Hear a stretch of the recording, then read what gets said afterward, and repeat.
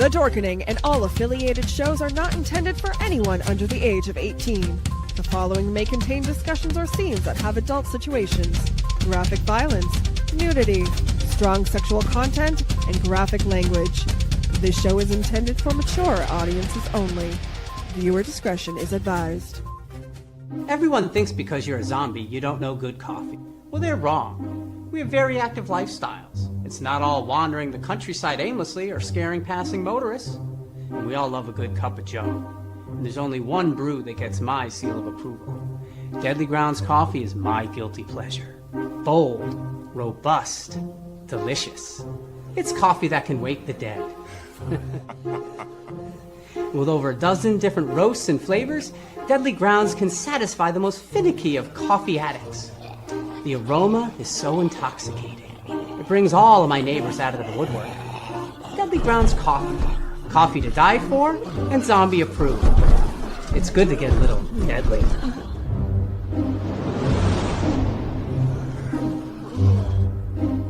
Use the front door! Oh, they're so disgusting.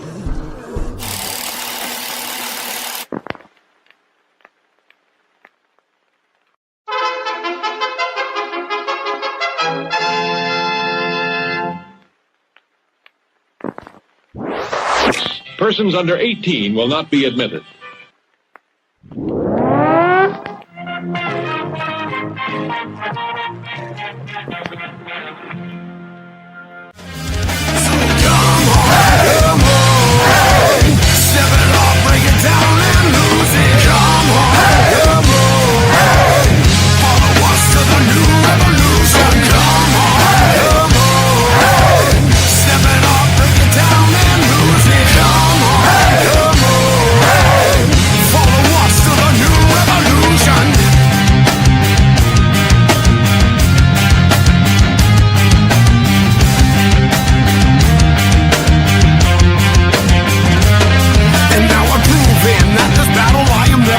I'm choosing to ignore the cuts and bumps and bruises. I'm cruising through these haters, leave them looking stupid. They foolish if they think they'll ever hear my conclusion. I'm through with all these part-timers and their excuses. I'm bruising eagles left and right every time I do this. I'm shooting for the top, no I'll never settle where you did. The future's in my hands, my grip will never loosen. My crew is ready to obtain the absolution. Removing any doubt that we was ever fooling.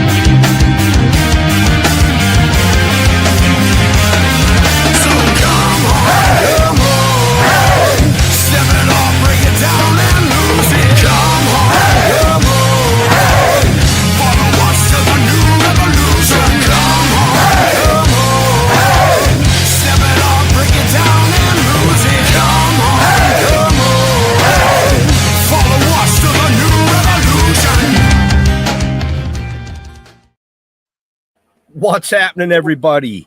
Welcome to another kick-ass episode of Still Toking with. Yeah, you already know who I am.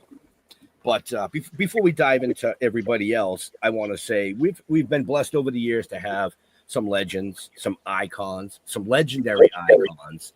And this gentleman tonight is in that caliber of legendary icons. Thank you. I can't say much more. There's the voice in my head. He just wants to pronounce because it's his birthday, folks. So yes, it's Mr. Holman's birthday. Check it out on Facebook. Wish him a happy birthday. But to get on with the show, the man that brings the flash every week, Mr. Jeffrey Mark. And before I get started, because you know that I have to, right? Okay. Happy birthday to you. Happy birthday to you. Happy birthday, dear Jeff. Happy birthday to you. Yay! And you get to introduce a legend, Jeff Holman. Hey. Yes. Happy birthday. There's a bunch of other people that have birthdays today, so say happy birthday to all of them, too. Because that's important. Yeah. Happy birthday, everybody. Yeah. So, yeah, let's get this on. This guy's got a hell of a story. He's been around a while. I think everybody on the planet knows who this gentleman is. So let's just bring him right in, Mr. Richie Ramone. Yay! Wow, you have a nice voice there. Well, coming from you, thank you. So, Doing? yes, everybody on the planet definitely should know who this amazing gentleman is. He is the most powerful, fastest recorded drummer for the legendary punk band, the Ramones. And not to mention so much other. I mean, we could fill 5 shows with this guy's repertoire.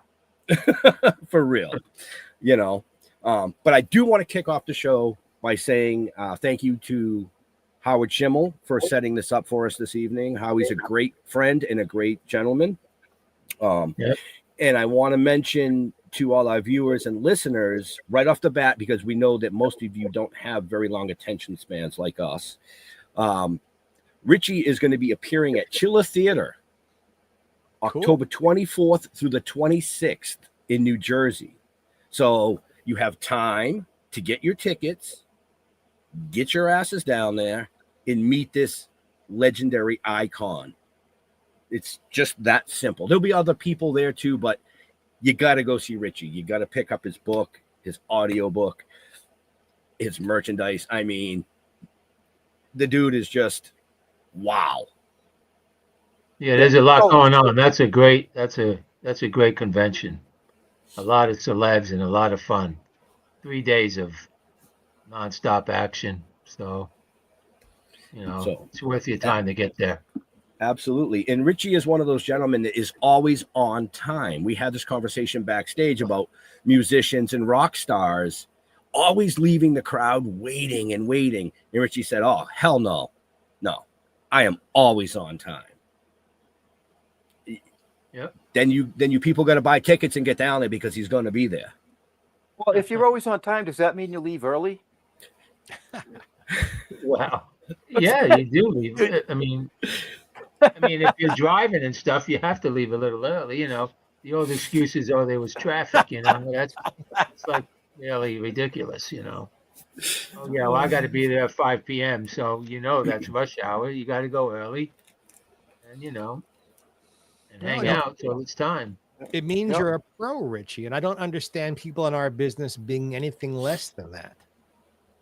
Well, they're on time in the beginning of their careers, and then what happens? You get jaded, and that's the problem with most actors and musicians. And there's no need for that, I'm just like everyone else. I just have a different job. It's really that's all it is. You can't never put yourself above anyone. I find that ridiculous. Amen. Right? I like that. So let's jump right into this book of yours. Now the book was written a few years ago. You just finished the audio version of it, correct? Yeah, I just finished the audio. I know better now, right? Mm-hmm. Right. I know better now. I'm not going to ask you about the title yet. Years you've learned a lot about because I know better too, but not always. But you voiced the book yourself, which is very unusual. Typically, an audio book is done by a quote professional reader. Right. What made you do it yourself? Well, that was the number one thing that when recorded books did it. I made sure in my contract I wasn't doing it unless I read it because it's my story and I wanted people to hear my voice. And that book is it's like me hanging out in a bar with you, telling you this story because it's in my voice. If you notice, I talk in very short sentences, and it just came across great that way. And I remember when they did it, I had to do an audition. Like I had to read some of the book for them, like an audition. I was like, really? And I did it, and they were like, "Oh yeah, definitely do the book." So it's real exciting, and now they've entered it for a Grammy for, audiobook and storytelling. So it's kind of fun. But that was the main thing. I wanted to read it. If I couldn't read it, I wasn't going to record it. Nice. Makes sense. Okay. So to all our viewers and listeners, Plus, if you're you get paid a interested, little more money when you read it. Yeah, I was waiting for the rest of that sentence. Right. Yeah. right, Yeah, right. yeah. And I was actually going to say to our viewers and our listeners, if you're interested in the audiobook or the hardcover of the book or any of Richie's merchandise, just check the show notes up above or down below. His connection links are there so that you can go purchase this. Okay, cool. So, yeah. Can you give us a quick little synopsis of what I Know Better Now is about? Well, you've read a ton of Ramones books. There's a lot of them out there.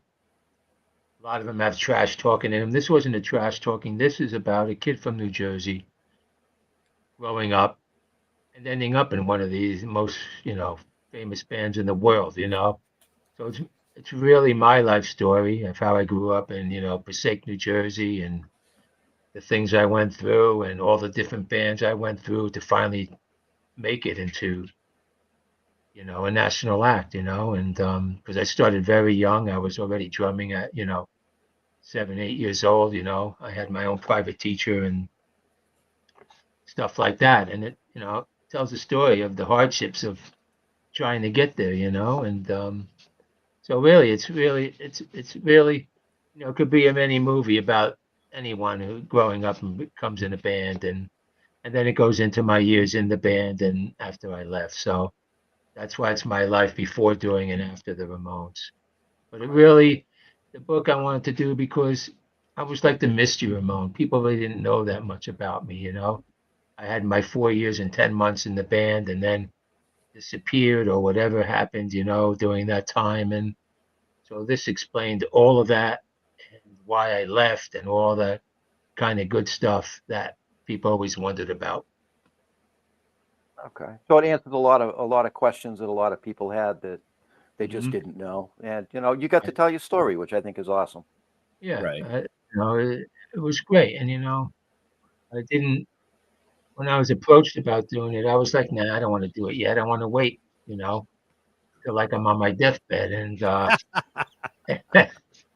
and my agent said, no, you got to do it now. You got to strike while the iron's hot, because maybe in 10, 15 years, nobody's going to give a fuck about you. You know what I'm saying? So, and it worked out that way, it was the right time. And I don't know, I don't think I'd do another one because it was a lot of work, a lot of hard work.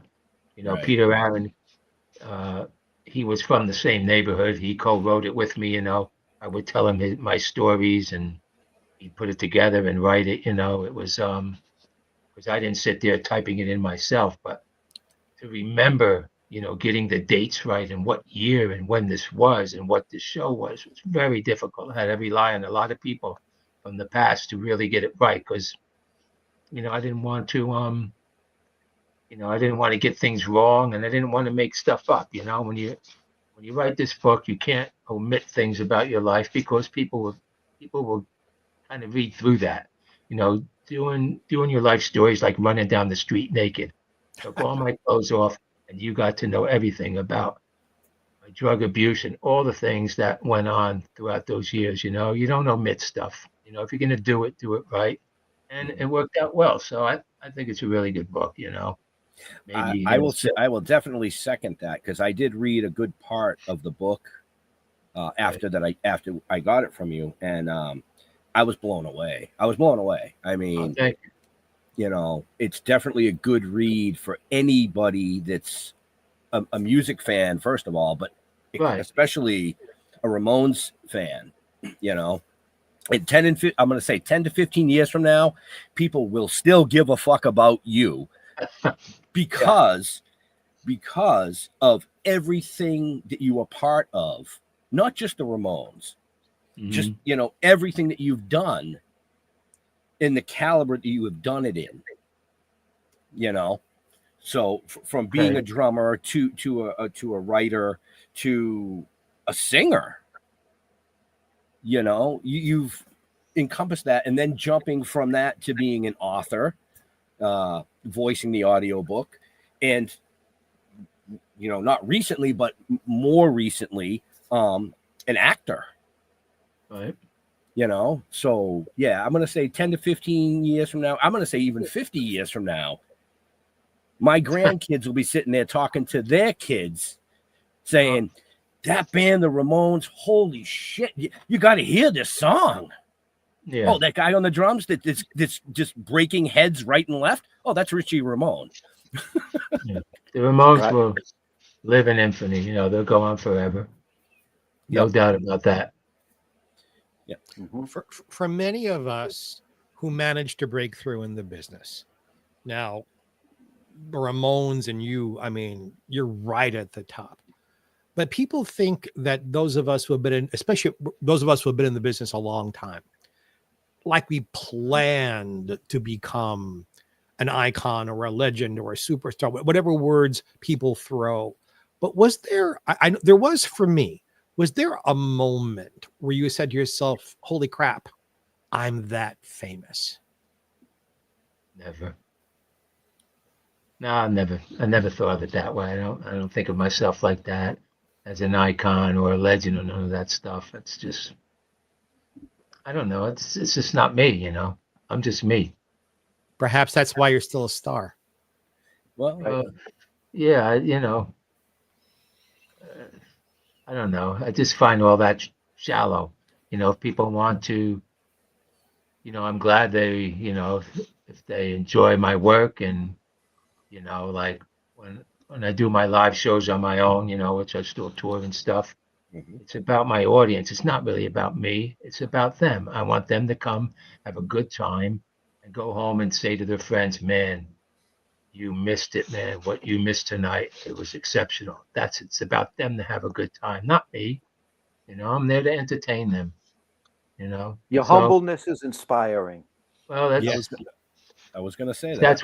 that's what it's called, that's fine with me, Yep. Yep. No, I like it. It's But fantastic. your attitude, because anybody who works in front of the public, in front of a live audience, if you aren't all about them, the show is going to stink. And that your attitude, I mean, always admired you. Now I'm like, I like this guy. Like, yeah, I want to have dinner with Richie Ramone because his head is in the right place. Well, I'm in LA. I could drive out there. I'm in Palm Springs, so it's not Right. that far. Right. Richie, you come out here, dinner is on me. Yeah, I definitely. Yeah, we should hook up. Sure. I'd love that. You didn't know we were doing dating services too. Right? What the hell? What's going on here? Richie, they're jealous. No, actually, I've said this before. I've met a lot of people over the years, and I really am not one that becomes starstruck. But the day that I met Richie at Northeast Comic-Con in Boxborough, Massachusetts, and I got to bring him over and sit down and do a 15-minute chat, I got a little starstruck. I'm not going to lie. I got a little starstruck, and it doesn't happen to me very often. I think Ronnie James Dio was one of the other gentlemen that I met that I was a little bit starstruck from. There's nothing wrong with being shoulder to shoulder to him, man. Well, it was more like my shoulder and his forehead, but and I actually had the pleasure of meeting him multiple times and actually sitting on the bus with him and Tracy G and Jeff Peelson on the Devil's Highway tour. Yeah, he's got an amazing voice. Amazing voice. But I will say that, Richie was definitely one of those gentlemen that I did get a little bit starstruck when I met him. And then I got to chat with him, and like he said, he's just like everybody else. He's just got a really amazing job. Right, there you go. So I'm sure you get this question quite often, but I'm going to ask it anyway because to me, your opinion matters. Why do you think the Ramones had the success that they had? Well, there's a lot of things about that, but first of all, 74 disco, they changed the sound of music. You know, they came out with this sound that was totally opposite of the disco era. And so being innovators is number one. When you're an innovator as a band, that's going to carry on your legacy forever, you know, because as innovators, they influence, you know, thousands and thousands of musicians and bands, you know, as opposed to, you know, now some of this music, you know, and I'm not saying anything's bad or nothing, but, you know, a lot of bands sound the same, or the song sounds the same, or it's all, you know, they were innovators, and they had this special thing. They dressed like kids. They wore ripped jeans, and they didn't put on like fancy clothes with padded shoulders or nothing like that. What we wore on the street, we wore on the stage, and I think that's the main thing. And the message was simple, and it and a lot of misfits related to it, you know, and it was for that kind of crowd, which was really interesting at that time. How someone, and you know, Tommy Ramone, how they could really come up with something so opposite and so fresh and new that was totally not on anyone's radar, you know. And I think that carries into a legacy, you know. And Okay. you know, when you listen to those songs now, it's timeless. You don't go, oh, that sounds like 1978. Oh, that sounds like 1983. It's not like that. When you hear other songs, it's like, oh, you know, that's an 80s song, or that's from that period. Not the Ramones. It's a timeless sound. And that's there you go. Hopefully I answered your question, but that's kind of where it's at. Oh yeah, no, absolutely you did. And you know, I want to say as not so much a lover of disco, it gave people like me something else to look forward to as well. Mm-hmm. You Right. know what I mean? Because when disco came out, it wasn't for me. So I was Right. looking for that other stuff, which is fine. You know, I It mean, was still it's interesting, and you know, the Bee Gees doing yeah, all that, and John Travolta and all that stuff. It was fabulous to see, and you know, that movie and all that, which is great because I'm a proponent of all kinds of music. You know, oh, I absolutely, know, I yeah. know, I don't, you know, look down on anything, but it was just remarkable what they did. You know, I tell the story in my book. I just was a year out of high school, and I heard about this Ramones, and I took some friends from high school to see them. I think it was 1975 or six in Dover, New Jersey, because I was younger than these guys, and this new band, the Ramones, and we went there, and there was this band playing. I was like, wow, this is interesting. This is new. And like all my friends were like, nah, we got to go. Let's get out of here. This is awful, you know, because that was the time Arena Rock and Yes and all those bands they were listening to, you know, they couldn't wrap their heads around it, you know, and so it was fresh and exciting, and you It know, was.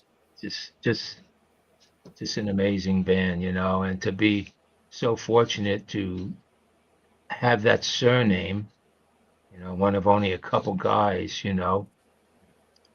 I take that with me to my grave, you know. It's kind of a badge of honor, you know. And There's I a still word. give them respect for that, you know. I never want to like not respect that badge of honor and never do nothing that makes it, you know, that they would roll over in their grave. You know, I want them to still, you know, go, oh, go Richie, you're doing great, you know. There's a word I think of with the Ramones, accessible. The music was accessible Yeah, because that's a good word. I'm older than everybody here, but I also come from a different background. I was a Broadway singer and a jazz singer, and I loved disco music, but I also loved going to places like Max's Kansas City. You must remember that place, Richie. Right. And seeing groups like the Ramones early, and like, I don't know how they're doing what they're doing. I don't even completely understand it, but I really enjoy it. Accessible to everybody. Right. Yeah, there you go. Cool. Oh, you almost impress me sometimes, Mr. Mark. There's a year into this. There's a lot about me you still don't know yet.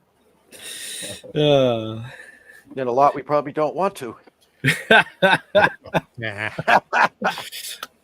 So, you've produced a lot of solo stuff Yes. as well, which is kick ass, by the way. Did you not just recently release an album? Was it last year? I No. believe. When was it? Just- I don't know when I did. 2 or 3 years ago, I think. I forget. yeah. See, that's what happens, folks. As we get older, the gray hair, we start to just everything runs together. It was yesterday.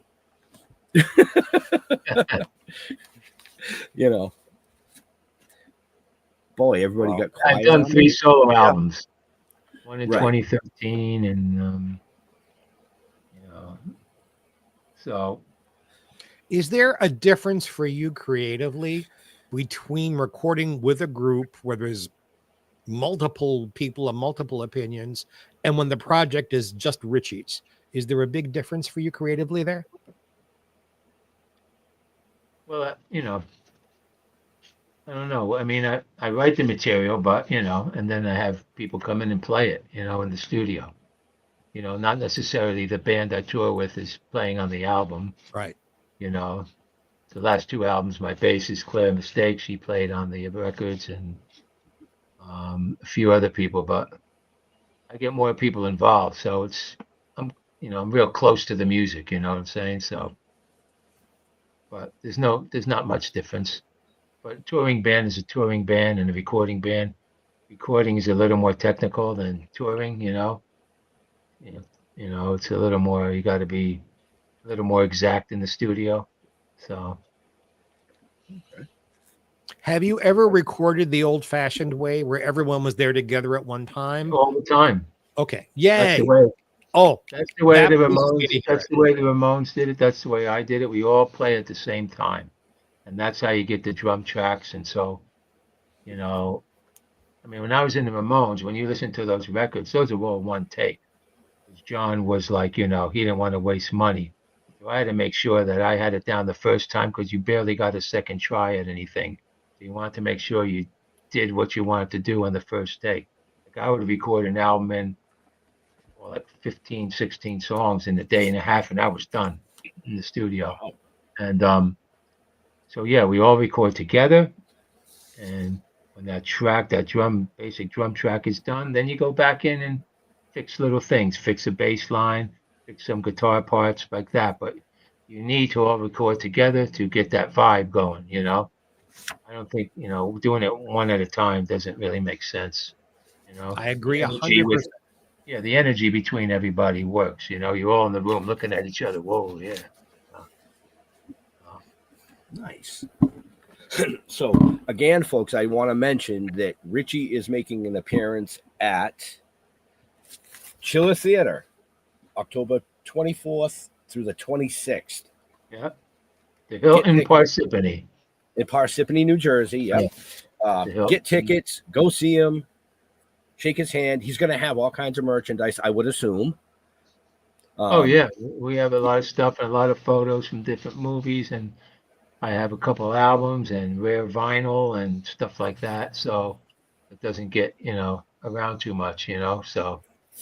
It doesn't get any better than that either, folks. Drumsticks and full drumsticks and things like that. Very cool. So we've spent the first part of the show talking about music and the Ramones and things like that. I want to jump ahead now to you stepped into being an actor a few years back. You did a movie called Head Cheese, Protege Moy, with our friend Robbie Lopez, Mark Dodson. Did you do a cameo in Friday the 13th Vengeance too? Yeah, I had a pretty good part in that one. Friday the 13th Vengeance 2. Yeah, that was really cool. Where I get to, stab him right through the eye with my drumstick. I played and I was in a rock band, so that was a great film. Yeah. It was interesting. Robbie, got me into this. He came to one of my autograph shows and said, I want you to be in my movie. I was like, me, and that's how it all started. And then people started seeing me work there, and then a filmmaker would say, "Oh, I saw you in this. I want you to be in mine." And it snowballed. I never really auditioned for things or never really, went to casting calls or never thought of myself as that. Right. And it just kept getting bigger. And then, I was in a movie. And so I did those three. Then I did one in Miami called Youthquake. And now I have, now there's more coming out. The Boy from Below has just been finished. That should be out. That I have a cameo in, which is really cool. I don't want to tell you about it, but I'm the gravekeeper in that horror movie. And, I run the cemetery there. And Perfect. there's a movie called 259, like the time of day, where I play a clairvoyant. That's a pretty big part for me. And that's a true story that happened. And the latest project is I finally have my own 20-minute short film that should be going to be entered in festivals now and soon to be online. It's called Fallow, where I'm gonna keep talking. I'm just gonna do this. I'm gonna do this, folks. Right. This is the Yep. It's really about hardship and losing a loved one, and how I'm so tormented, as you can see by that picture, just trying to get through life. I play a goat farmer in there. I have a farm and everything, and as my wife dies, trying to get through life without her, it was really emotional, very, very tough to do. Being in that character for a week was really difficult. So I'm really excited about that one. So there was a lot going on with that. And, I'm just testing the waters, reinventing myself in ways that, is kind of fun. And, when I did these movies and doing movies, I got to tell you, I think they party harder than rock stars, these actors. It gets really wild. I mean, when the lights go out and they say cut, done for the day, it can get pretty bananas at night. I'm telling you, there's some crazy stories about all that. And so I kind of fit right in, I was already prepared for that part. So I know, Jason and Naomi, they do fantastic work. Jason Brooks. Jason Brooks. Jason Brooks, amazing guy. Yeah, and I'm assuming they're all up Naomi in Seattle. They're in Seattle. Yep. Yeah, they're hard workers and they just keep on going. And I mean, it's fantastic, the stuff that they're putting out. Yeah. The Vengeance 2 and the movie 259 were both shot by them. And Cody Newton's a great cinematographer, and he also directed 259. So they're really a bunch of nice people, and they just love what they do. And you're doing these things. You're not doing these on big budgets, You're raising money, to do whatever you can do. These aren't $1 million movie budgets or nothing. You're making movies on, $30,000, $40,000, $50,000. It's crazy, But I will some say, of them are better. I will say that crew, Jason Brooks, even Lopez, but Jason Brooks, like, it's a small world because you've worked with these people. We've been friends with them on the circuit and the tour and behind the scenes for 4 or 5 years anyways, Jason and Naomi are killing it out there in Seattle. Mm-hmm. And Robbie is doing the same in KC. These indie filmmakers are really, really starting to take the screen by storm. Yes, they are. I watch more indie than I do anything else these days. Oh yeah, I do too. So I want to congratulate you for this new one, Fallow, coming out, because you wrote it, and it's all about your story. I didn't write the movie. No, I didn't write it. Oh, I thought you wrote it. No, not Fallow. I didn't write it. You just acted in it? Yeah. No, you're just gonna burst my bubble like that? I don't want to start getting, phone calls. Oh, so if I say something I shouldn't say, you're still gonna get the call. Right. Richie, how much New Jersey is still in you? I'm from Brooklyn, And no matter how far away I get from it, somewhere at my core, I'm still a Brooklyn boy. Is New Jersey still in your DNA? Listen to my voice. I know. It's still New Jersey. Yes, I know. People go, "Oh, you from London or something?" No, it's New Jersey. But oh yeah, totally in there. I've been living in LA now for a while since I was back and forth, and then in 2009 I finally moved here for good. But there's nothing like New York and Jersey, that East Coast. I'll never get used to what is out here. Although I like the weather and I like the golf and that kind of stuff, but it's just it's different. I wouldn't want to. I don't think I'd want to be grow up out here. You know what I'm saying? I'm glad that I grew up on that East Coast. To give me Me that too. East Coast brain, that East Coast vibe, and that Besides, you kind can't of get a attitude. decent get a decent slice out here. Right, totally. And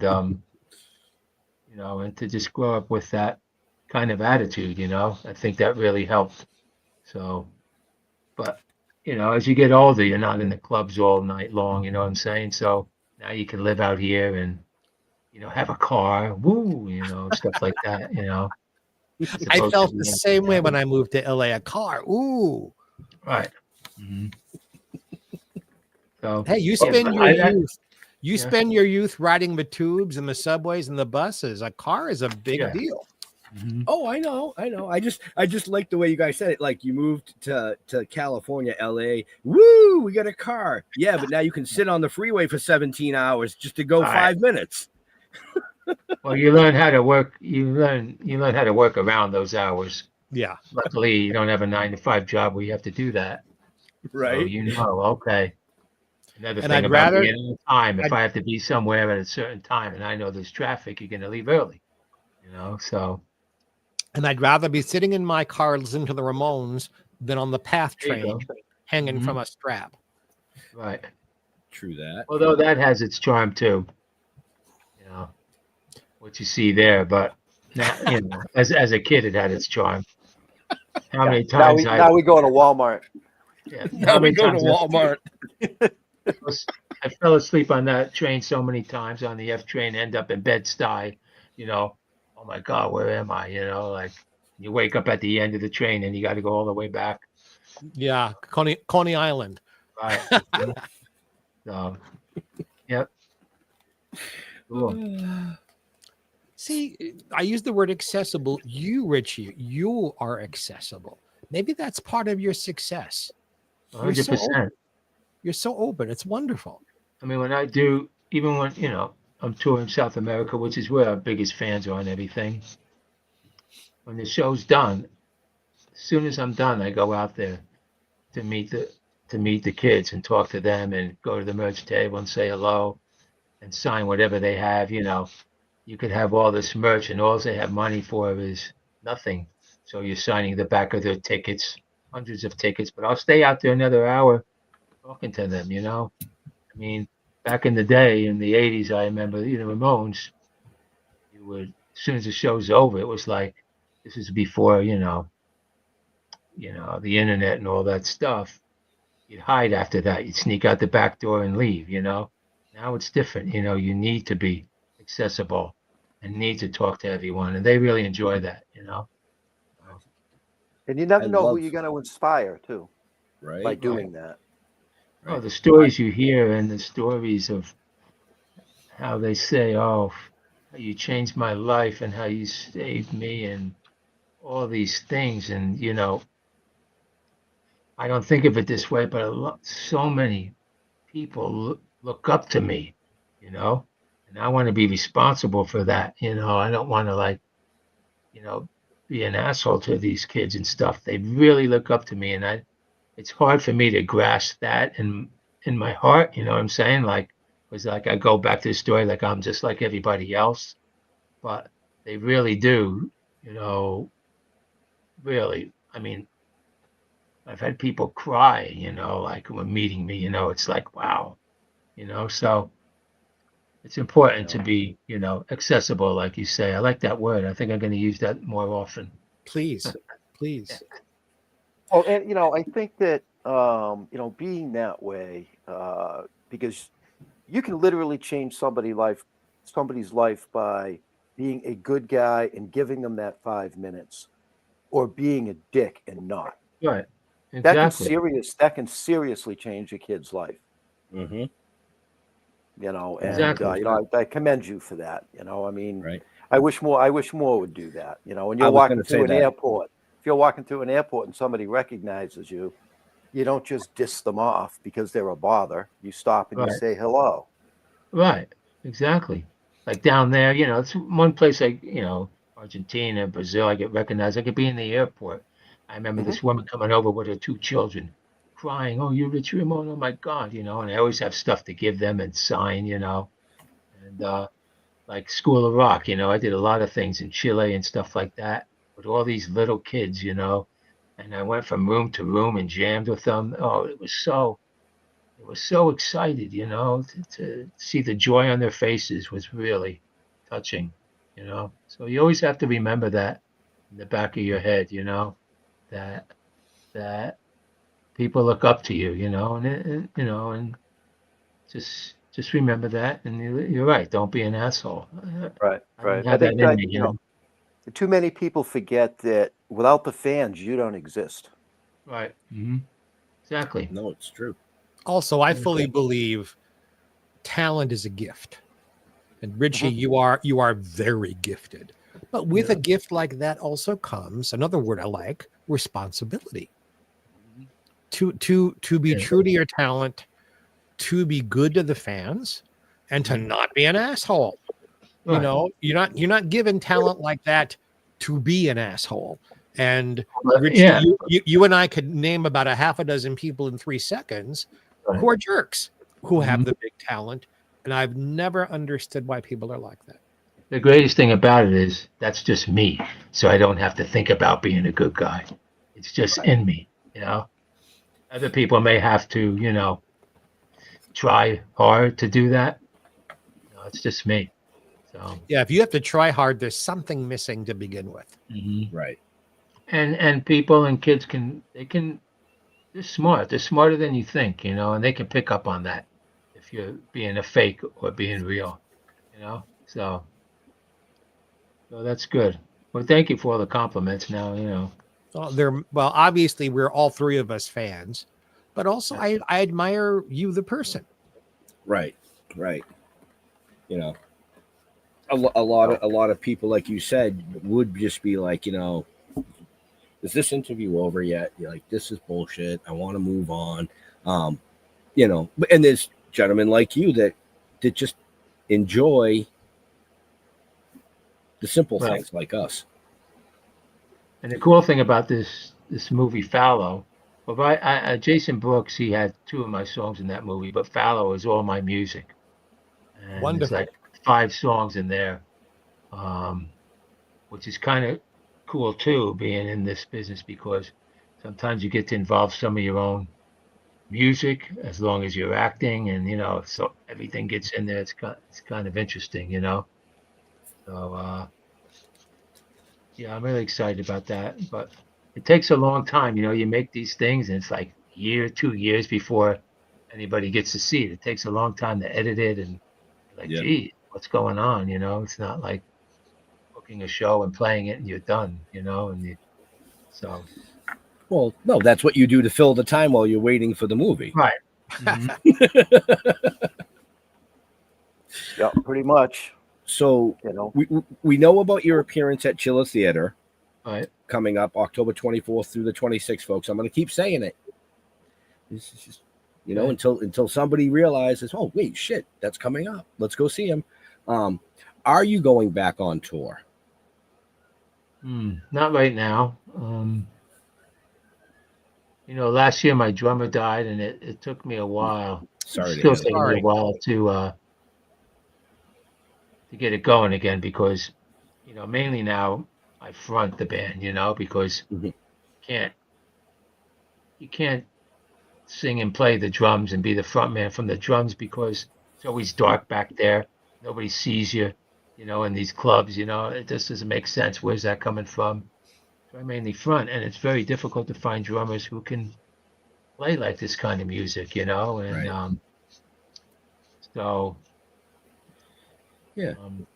I'm thinking, you know, next year I should be doing some things again. You know, I wanted to give it a rest Yeah. and get all my shit together and start writing some more things. But Right. you know, I dove into that acting head first, and there's some more scripts I'm reading now and stuff like that. But yes, I would definitely get out there again because you know I need to see the world at least one or two more times on the tour Right. before I don't do that anymore. You know, Mhm. you know, you struggle a little bit now as you know, being late 60s, 69 years old now, and You look incredible. to be singing about, you know, teenage rebellion or I want to be your boyfriend and stuff, or, you know, kind of feels a little weird to me sometimes, you know, like stuff like that, you know, but I have to get over that and just do what I'm going to do. So I'm not Right. sure, you know, Let's write some tunes how about long I'll old do it. people. I was just Huh? gonna say, write some tunes like, you know, I can't find my pills. The diuretic Oh, kicked in. who stole my diapers? You Right. know, Right? I already wrote on the last album who stole my wig. So, You you know, know, that was a I will funny story because people who wear wigs, you know, I was thinking about, and that that becomes your best friend. You know what I'm saying? You can't do nothing without that. You know, you can't go out, you can't do anything. So the story about, you know, it got stolen. Someone stole it from the hotel room and stuff like that, and it affected his life. It's his best friend. You even give it names because you usually have multiple, you Right. know, more than one. So I thought that was a really funny song. But you know, even I don't know if my latest album, you know, is there's a lot. There's some lyrics that were wrote by oh, can't think of her name now, but there's a lot. It just turned out that way. There's a lot about mental health on that record. What I'm singing about, like suffocate, and you know, I need a straitjacket, you know, just to give myself a hug, you know, just trying to find self love, stuff like that. And there's a lot of emotional stuff on that record, which has really been working well because you know this mental health thing is really big right now in the world, yes, and it is. I never really said, oh, I'm going to write songs about that. It just happened like that because I don't try to listen to other stuff when I'm writing records. I just want to come out from what's inside. And I guess a lot of that stuff I wrote after this COVID or during the COVID when a lot of weird shit was going on, you know, Yeah. so, you know, live to tell, you know, live to tell is when, you know, that's the name of the latest album, you know, and I don't know if you saw the album cover. If you ever saw the album cover, Live to Tell, I asked people what that is. Well, that's my aortic veins in my body because in 2019 I had to cancel a tour. I had a 6.2 aneurysm, and I was just about to go on tour. The doctor said, "You ain't going anywhere. That thing's gonna blow up." And that's how this whole, you know, I got my stents and I feel great now and everything. And it was that's how Live to Tell came about, and the whole thing started with that record, you know. Because when the doctor showed me that thing, I said, "Listen, that's my next album cover," and sure enough, it was. He's so happy about that. So, and I'm a spokesperson for you know aneurysms, especially aortic aneurysms. We call it the silent killer. You don't know. You have no clue that you have this. There's no pain involved with it. You know, it's just a swelling of the vein that gets bigger and bigger till it blows up. And then there's like a 2% chance of living after it blows up. So, That's what yeah, killed there my it is mom. right there. Uh huh. Yep. You can see that big fat thing in the middle. That's a swollen vein. It should be like skinny. Look at the size of that thing. And you could see one on the left side. There were two, another one growing, and the exertion of drumming, and that's been growing for years. But it just blew that up one time. So I was very gifted that they found that by accident just by doing a little exam on me. So Right. so always be aware, like look at all these things. Johnny Ramone dying, of prostate cancer, because you got to go to the doctor once a year. You just got to do it, even though you don't like to. Right.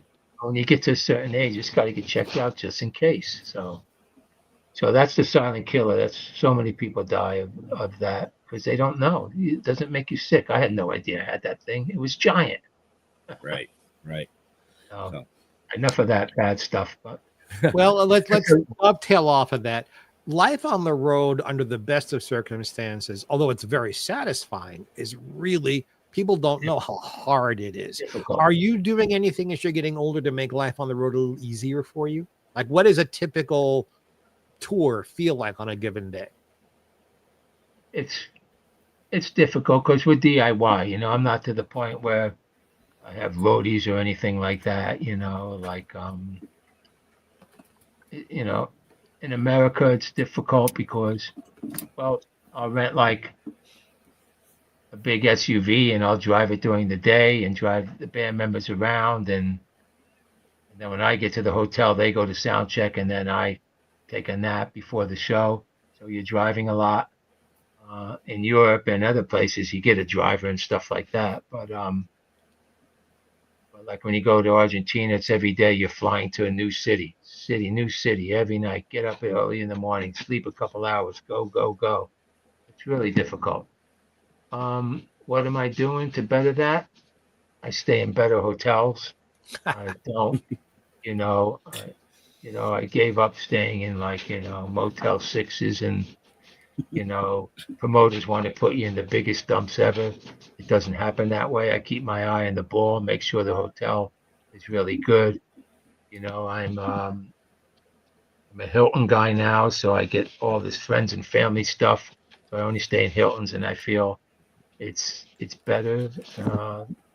So it's so I do more of that kind of stuff. I'm more aware of where you're going to dump me. Where you're going to dump me for the night. Right. Because it can get, So- it can get bad. 1 year I was on tour, and I must have had like, the bed bugs, came home in my bag. My house got infested. It was the most horrible thing in the world. It's a whole nother story because you can't really use chemical and bomb the house. It doesn't work. These fucking things hide, man. And you have to hunt them like you're hunting. It took like 2.5 months every night. They only come out like 2, 3 in the morning. That's when they attack and feed. When we were back on tour, I woke up one night and I was like, oh, what is that? And I was bitten so many times. So you have to hunt them every night. You get up and hunt these. Put the light on. Oh, there's one. Kill it. And the hard to kill was the most horrible thing. And, at least staying in a better hotel kind of helps with that. Like. What do you stab them with a toothpick or something? How do you kill them? No, Oh, you you'll just got to grab them and kill them. Squeeze You gotta them. wait. You gotta wait, Jeff Holman. Mr. Richie Ramone is on to a new movie here. Yeah. Yeah. Right? They're really horrible. Bed bug massacre. Yeah, really. Yeah, the Bed Bug Massacre. It's really. I'm sure that movie's been done, but it was really, really difficult. And that was during COVID. That 2021 or something. I came back from tour, and so that's never happened again. But they get in all your clothes, and it's a nightmare. Just a nightmare. So really weird stuff. Oh crap. But Okay, well, that was an interesting staying story. in better hotels, I do that. Yeah. Renting a better vehicle, and So making the drives. I tell them, no, I'm not driving 7 hours and performing. You got to do it 3 or 4 hours to the next city. That's it. And so you learn over the years what to do, to try to make it a little better. But it's hard, but it's wonderful too at the same time. Yes. I'm sure you're eating better these days too, compared to 20 years ago. Yeah, well, you can't eat like a teenager anymore. No. That doesn't work either. You know. No, you got to skip the McDonald's because you just shit a grimace an hour later. You know. Although once in a while, enjoy that White Castle. Yeah. Right. So Yeah, I mean, you gotta eat healthy. You gotta take care of yourself. You know. Yeah. I mean, look at these guys like Alice Cooper, and they're like well into their 70s, and they're still doing it. And, I thought he was like 105. Oh no, that's Mick Jagger. right, he's 82 or something. That's a different kind of music. That's a blues-based music. Yep. Punk rock is so aggressive and so hard, and we never stop. That hour and 10 minutes is brutal. The You energy know, required to do what you do is absolutely amazing. It's way more than playing, backbeat music, So I think you can go a lot longer doing that kind of stuff than this kind of punk rock stuff. No, I think you're absolutely right. I mean, the conditioning that it takes to be a drummer is insane. One of my relatives, my cousin, is a drummer for the death metal band Thy Will Be Done, and similar situation. He had As It Is in Heaven. What's that? The next line, on earth as it is in heaven. Exactly. Yeah. But I'm a Catholic boy. A few years back, he had a similar situation, a health issue similar to yourself, where he had an imperfection with his heart, had a heart attack in the middle of the night, very mild, but ended up in the hospital. They induced a coma, but they told him straight out, it's because you're a drummer that you're still alive. Because there is no really other conditioning out there for somebody in you guys' caliber, where, a death metal band is they're constantly aggressive and hard. Punk rock is the same way, right?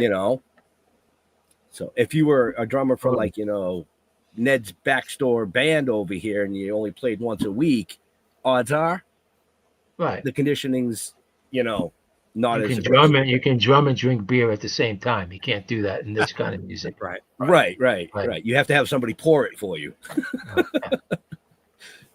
Richie, you mentioned something earlier in our talk this evening, and we kind of flew over it. And if you don't want to talk about it, I'm just asking. You did mention periods of drug abuse around you. Was that something you had to deal with? No, not. This is another thing. I never became like, the addict. I always knew when it was time to stop. Good for you. I know guys that, if they did coke, they got to do it for 5 days straight and never sleep. That wasn't me. That was me. Yes. Yeah. I kind of knew when it was time to stop. And, marijuana, you never have to stop. But any of those other drugs, it was, I kind of knew that I had to stop. I never was addicted to heroin or never shot up, mainly because I really wasn't around that crowd. I'm sure if I was around that crowd, I would have been there, and maybe that would have got me. But I really wasn't there. A lot of that stuff was happening early 70s in New York City, and I really wasn't quite there. I didn't really come on the scene till 79, kind of, and by then we kind of knew better than that. But it all depended on who you hung out with. I used to like to smoke angel dust and put it in, because it always tasted like peppermint. And I would tell my friends, oh, it's peppermint rolling papers, and watch them just go to the floor, on angel dust, Remind me never to smoke a joint with this guy. I don't know if you could find that anymore, but that was really interesting stuff. And, all the psychedelics. I used to like to do all the psychedelics and all that kind of stuff. But as far as, shooting the stuff, I was never around that crowd. So I'm blessed that way because I lost a lot of friends to that. Right. Yep. I can appreciate that story. I mean, I had a coke problem. I never shot up, but my reasoning is because I, in my head, thought that if I ever did stick a needle in my arm, that would make me an addict. Yeah. Our friends out there know I'm clean and sober 36 years. And okay. For the people out there in our business, especially the music people who manage to sidestep. That's like, yes, yay, yay, yay. Perhaps that's why you look so good and you're still working, because you knew when to stop. And maybe you don't have the ism in your DNA either. Could be. Right. Yeah. That's possible. See, I'm that way. I don't have the ism in my DNA, or in my character, I should say, because I was always that one that could drink and put it down. I could go out and pick up a straw for the night and put it down the next day. People I can had drink the- all the I vodka follow- every day, you know? I mean, they Oh, could yeah. just drink, you know, that really Yeah. wasn't me. Right. Throw up So- and that would be it. I'm done now. Now I gotta wait. Yeah, There was a new bottle of Stoli in my freezer every night. Yeah, see? No. You No. bad man, Mark. Such I a was. I'm You gotta- very lucky that I had the moment of clarity and got better, and I'm Did still. someone help you with that moment of clarity? Did you have Somebody some jumped love in your life that helped that? Somebody jumped off my balcony There you on go. mushrooms, and I said, I'm next. I better do something about this. So yeah, they helped me by being a really bad example of what I didn't want to have happen to me. No, I reached out for help, and I got clean and sober through 12-step programs. So you turned the ism into a wasm. Yeah, it's a good joke. It's always here. I mean, it It doesn't is. go. It doesn't go away. No, but it's always here. I think 30 seconds. I think of the ism as this really powerful guy with huge biceps, and as long as what I'm doing is more powerful than that biceps, I don't have to worry about it. But I have the ism, and the people who don't, Right. God bless, and have fun, enjoy yourselves. Right. The hardest thing for me to quit was cigarettes. You know, I smoked for over 50 years, and I finally did it. You know, and but like you said, do it never because I goes gotta away. do that. It never goes away. When you smell one, you're like, "Oh, that smells so nice." But I've never. I It's got to been, do that. it's been Yeah. like 8 years now that I haven't had a cigarette, and now you know, it doesn't matter. Congrats. You know, Again, no wonder you look so good Right. and So- have the energy to do all of these wonderful projects. thank you. So we are just a touch over time. I don't want to Okay. keep Richie too long, because I promised Howie that I wouldn't. So with that being said, Mr. Holman, do you have any last questions? It's for amazing. You today? didn't ask any hard questions. Oh, why did you quit the Ramones? Or why did you do that? Well, you know what? Because that's No, all been not what done. it- No, That's this just- show is I like everybody that. asks- yeah, everybody asks you that question. So why should Right. we? right. I was just going to say, if they want to know that, You know there's the 100. answer. We already Yeah, know there's the a- answer. There's 190,000 interviews with you out there that already have that. Right. Yeah, see, You know, we this wanted is to know just what a kind nice- of drugs you did. Friendly conversation between a few grown-ups here. It was very nice. That's what we do. That's what we do. That's how we thank run you. the show, and that's how we've been so successful for six years. Is we don't do Thanks the a lot. standard Q&A. But I do want to give Mr. Holman an opportunity here to ask a last question. Yeah. So, do you like Oh, here it squirrels comes or now. do you like squirrels or chipmunks better? Where the fuck Well- did that come from? Squirrels. Okay. Because my dogs really love squirrels. Okay. All right. So see Well, what I see- just got? He also is a dog guy. Right, you got Yeah. you got your answer to your actual question that you normally would ask somebody. That's right. See? Big animal activist, you know, and love animals. Yep. Ditto. Yep. Ditto, Mr. ditto. Jeffrey Mark, do you have a last question for this amazing guest? I don't have a question. I just sent you. There's a folks who are watching and listening. There's a private chat where we can talk among ourselves. I just sent you, Richie, my phone number. It would be my honor to have dinner with you anytime you would like. Definitely. Yeah, because I go out there from time to time. There's some fun restaurants there. There are, and I'll come into LA just to see you. I promise. Okay, cool. Thank you. So I don't get starstruck hardly ever. I've met everybody, but I get respect struck. Mhm. I have enormous respect for your music, for your talent, and for who you are as a person. And I don't say that hardly ever. So please know it's from the heart. Oh, thank you so much. Much appreciated. You're a cool guy. Thank you. Thank you. So I can reach out through Howie to get in contact with you, but I will say if you ever tour Boston, Okay. shoot me a message and Yeah, I let will us be know. more than happy to roadie for you while you're here. I'm serious. I did it for my cousin and his band. I carried his drums. So I have not a lot, but like this much experience, but the experience to be able to just roadie for you and sit backstage or side stage and watch you perform would be epic. That's cool. You know, I want to say richieramone.com. That's where you're going to find everything about me. So if anyone wants to learn about the movies or what I'm doing or what I've done in the past, richieramone.com is the place to be. that's my only right. plug. That folks, that link is in the show notes up above or down below, depending on where you're watching or listening to us. But no, I love that you plugged that because usually we got to ask somebody to plug themselves. Over the course of tonight, we've talked about mental health, drug addiction, and things like that. In our show notes are some links if you're in a situation like that, including veterans helplines. So make sure you read the show notes, folks, because if you're down and out and you need a hand, there's somebody out there that's going to listen to you. Yeah, me. Coming from people that have been there and done that. So with that being said, I want to thank Richie for taking time out of his extremely busy schedule to sit here and entertain you folks tonight. Thank you, Richie. To all our veterans and first responders, we want to thank you for doing what you do so people like us can do what we do.